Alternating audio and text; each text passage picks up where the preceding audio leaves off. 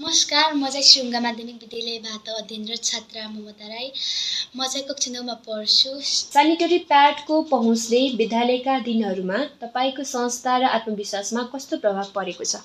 Sanitary प्याडको पहुँचले विद्यालयका दिनहरूमा मेरो संस्था र आत्मविश्वासमा धेरै राम्रो प्रभाव पारेको छ। सिआइटिसीले रियुजेबल प्याड वितरण गरेपछि नै हामी महिलाहरूलाई विद्यालय जान अलि सस्ता मिल्यो र आत्मविश्वासता पनि बढ्यो। महिलाहरूलाई पेट वितरण गर्नुका साथै विभिन्न तालिमहरू पनि प्रदान गरिरहेको छ। यो कारणले चाहिँ हामी महिलाहरूलाई महिनावारी सम्बन्धीमा आफ्नो केही कुराहरू गर्न अलि सस्ता मिलेको छ। यति भन्दै म हाम्रो नमस्कार, म श्रीगङ्गा माध्यमिक विद्यालयबाट अध्ययनरत छात्रा कक्षा 9 को विचारा राई। विद्यार्थीहरूलाई प्रदान गरिएको सेनिटरी प्याडले विद्यालय उपस्थितिमा कसरी सुधार ल्याएको छ? विद्यार्थीहरूलाई प्रदान गरेको सेनिटरी प्याडको कारणले विद्यार्थीहरूको उपस्थितिमा धेरै सुधार दिएको छ। किनभने महिनापछि कसैलाई 5 दिन हुन्छ भने त कसैलाई अलि बढी हुनेलाई 7 दिन जति हुन्छ। अनि त्यतिखेर विद्यालयले सेनिटरी प्याड प्रदान नगरेको भए उनीहरूको कतिको 5 दिन हुन्छ भने मलाई 3 दिन हुन्छ। अनि अरू साथीहरू 7 दिन हुन्छ, कोही 5 दिन हुन्छ, 7 दिन त्यस्तो अनुपस्थित हुन्थ्यो र विद्यालयले प्रदान गरेको कारणले उनीहरू म पनि विद्यालयको उपस्थिति प्रदान गरेको कारणले हाम्रो विद्यालय उपस्थितिमा पढाइमा निरन्तरता आएको छ। नमस्कार, मेरो नाम चाहिँ झरना छिरिङ राई। म चाहिँ यस विद्यालयको पूर्व विद्यार्थी पनि हो, भूतपूर्व विद्यार्थी, अनि अहिलेको चाहिँ ग्रेड टिचरको रूपमा यहाँ स्कुलमा कार्यरत पनि छु। अनि क्लासरुम इन द क्लाउड्स टिमलाई चाहिँ एकदम धेरै धेरै धन्यवाद। उहाँहरूले चाहिँ अब महिला सशक्तिकरण प्लस अब धेरै स्कुल स्पोन्सर टिचरहरू पनि दिइरहनु भएको छ र यो महिनावारी सम्बन्धी ट्रेनिङहरू पनि दिइरहनु भएको छ। हाम्रो चाहिँ ट्रेनिङ चाहिँ 2 दिनको थियो। हाम्रो क्लासरुम इन द क्लाउड्स 2 जना प्रोभाइड टिचरहरूसँग सहकार्य गरेर चाहिँ हामीले 2 दिनको ट्रेनिङहरू चाहिँ अहिले समापन गरिसकेका छौँ। तपाईँको लागि क्वेसन रहेको छ। सेनिटरी प्याडको उपलब्धताले तपाईँको दैनिक दिनचर्या वा विद्यालयका गतिविधिहरूमा सहभागितामा कस्तो प्रभाव पारेको छ? मेरो चाहिँ अब पहिला सेनिटरी प्याड चाहिँ म 9-10 हुँदादेखि नै वितरण भइसकेको छु यही स्कुलमा पढ्दाखेरि। अनि त्यसपछि त्यतिखेर अब पहिला योभन्दा अगाडि चाहिँ अब हामीलाई एकदमै लाज लाग्ने, अब महिनावारीको कुरा गर्न साथीहरूसँग खुलेर कुरा गर्न नसक्ने, अनि त्यस्तो पनि भएको थियो। अनि त्यसपछि यो आइसकेपछि चाहिँ अब प्याड प्लस हामीलाई चाहिँ ट्रेनिङ पनि दिनुभएको थियो। त्यतिखेर चाहिँ अब सबै एकदम सजिलो भएको थियो, सबैसँग खुलेर कुरा गर्न सक्ने।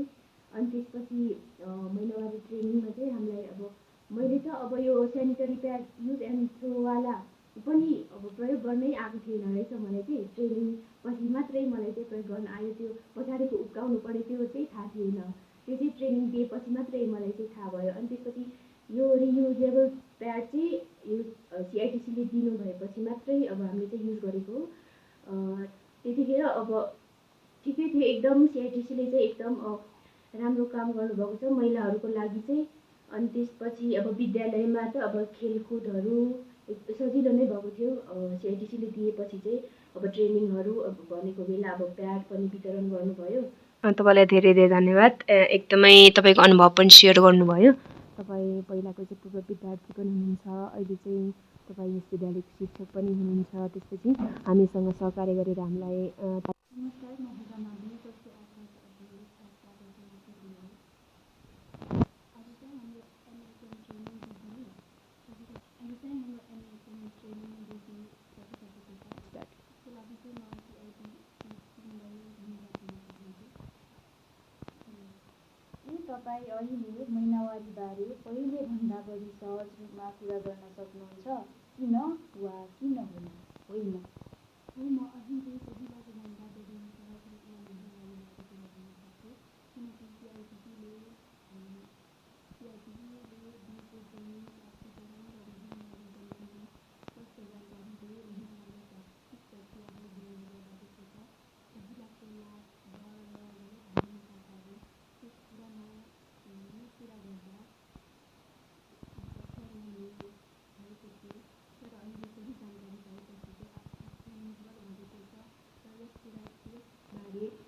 यसबारे खुलेर कुरा गर्दा स्वास्थ्य र स्वच्छतामा ध्यान दिन सकिन्छ भन्ने कुरा पनि बुझेकी छु।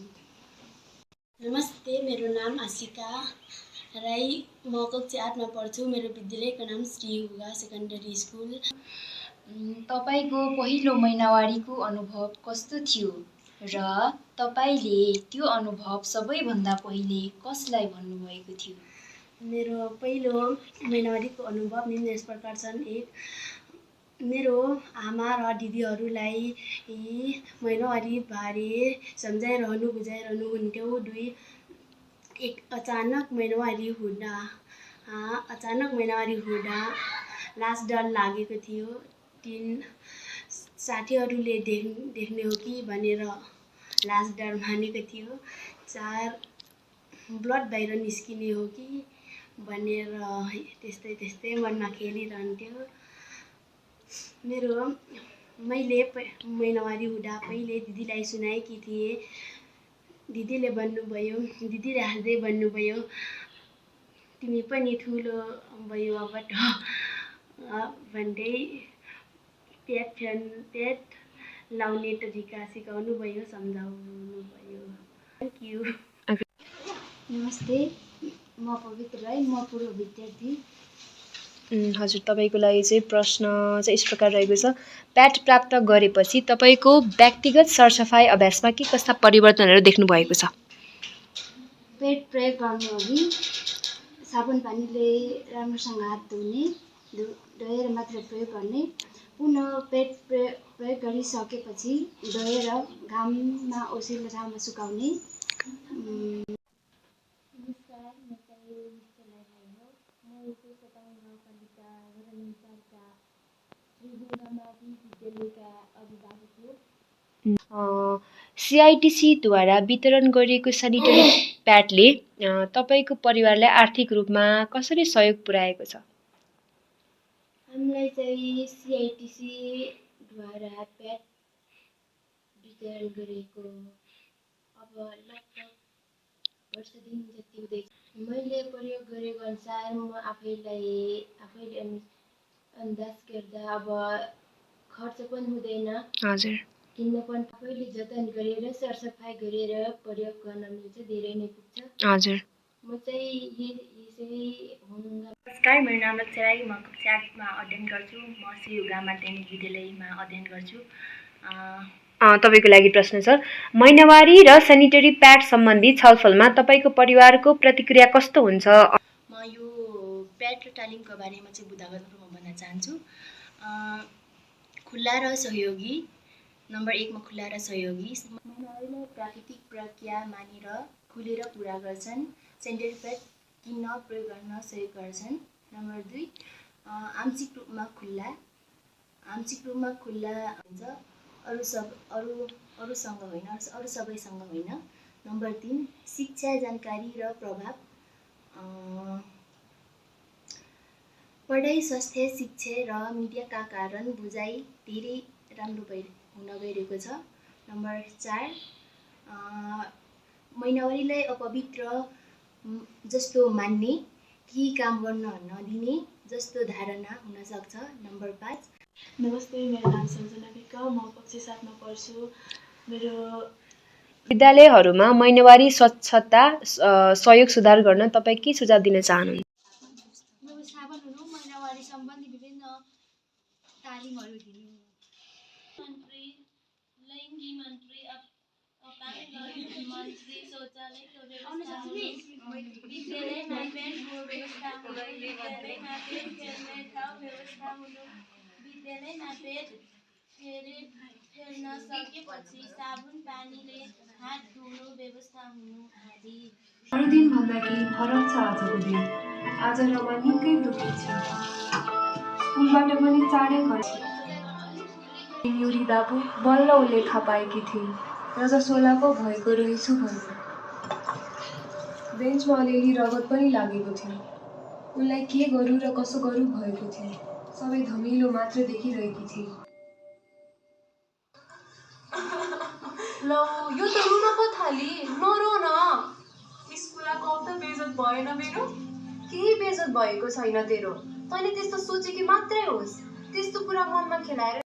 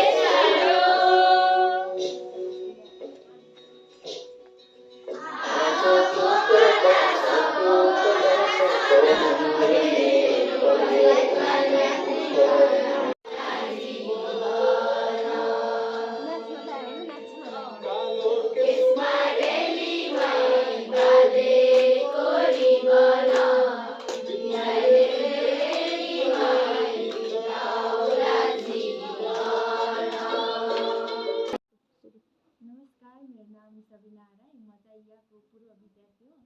अनि आज चाहिँ तपाईँले त्यो रियुजेबल सेनिटरी प्याड पाउनुभयो होइन।